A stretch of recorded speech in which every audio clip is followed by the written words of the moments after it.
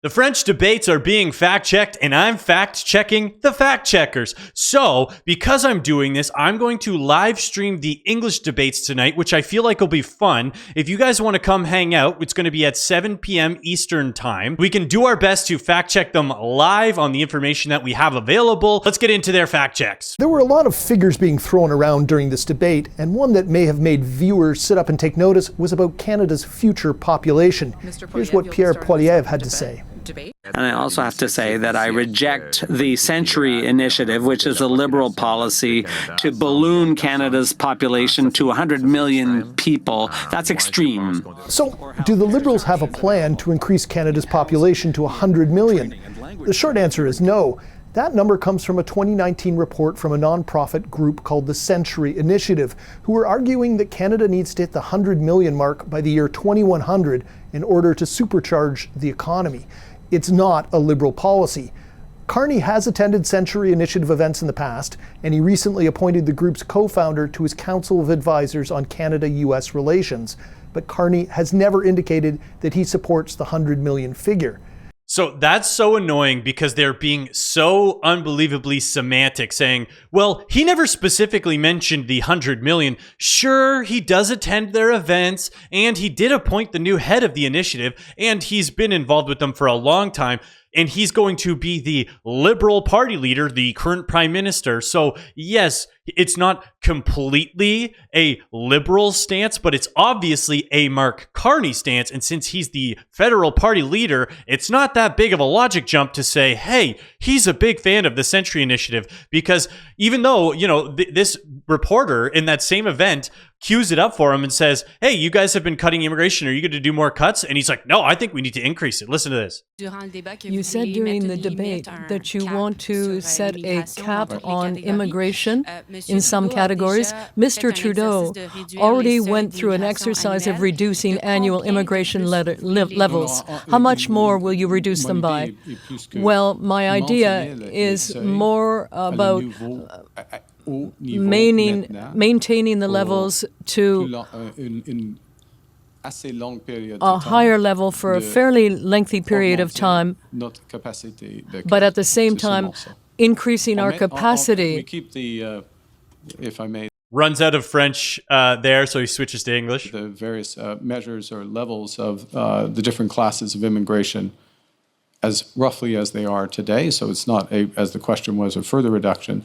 But we probably are going to need them to keep them at those levels for longer until we have built up our capacity to welcome, which means housing, language formation, other factors.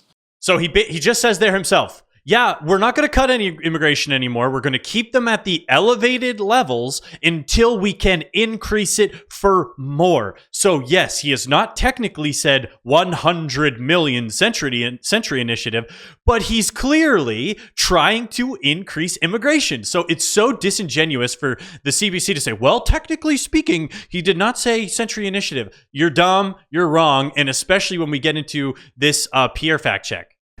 Then there was a sharper exchange between Jagmeet Singh and Pierre Poilievre on the subject of affordable housing and the Conservative leader's record when he was in Stephen Harper's cabinet. Here's a clip. He only built 6 homes 200,000 when he was in power. Can I answer? We know the answer. Can I answer?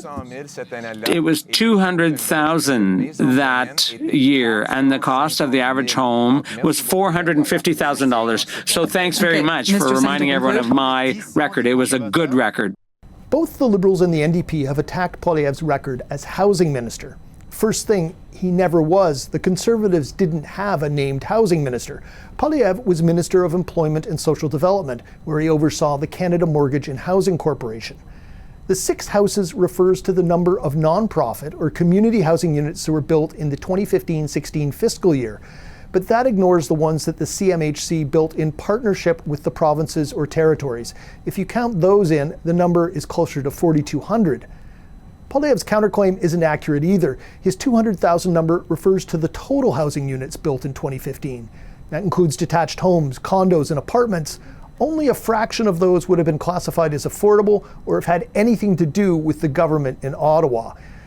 Wrong, you're dumb. Because yes, as Pierre said in his announcement, the average home price nationally, countrywide, including the expensive home prices and areas, was $454,000. That is considered extremely affordable when you factor in that's the average, which means a lot of houses, especially nationwide, are going to be under that price. They check, oh, you only built 6 houses. Well, actually, it was over 4,000.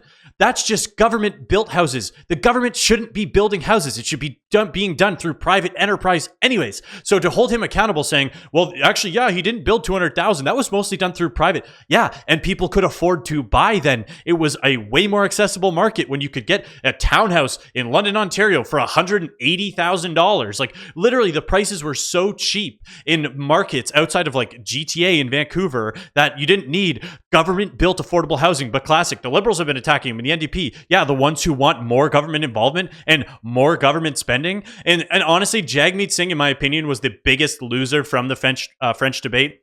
He's the biggest loser overall, but in the French debate for sure. Blanchet sucked because every answer was just like, well, Quebec and Canada, proving he doesn't care about Canada. He cares about Quebec, and he treats Canada as a separate entity. So the fact that they have that amount of seats that they have, Quebec has 78 seats that are basically just voting for who is going to do the most for Quebec. Guys, Quebec, just leave, please. But anyways, I'm going to be streaming the English debates tonight. Please tune in and watch that with me. I think it'll be fun. If you guys want to, hit me with some questions in the chat, we can engage. We can try and fact check while they're talking. I think it'll be really cool. And this is going to be my first stream ever. You guys will be there for my first stream ever. How exciting is that? My streaminity. I don't know how to say that. But anyways, if you made it this far in the video, thank you so much for watching. You absolutely rock. And see you at 7. If not, have a great rest of your day anyways.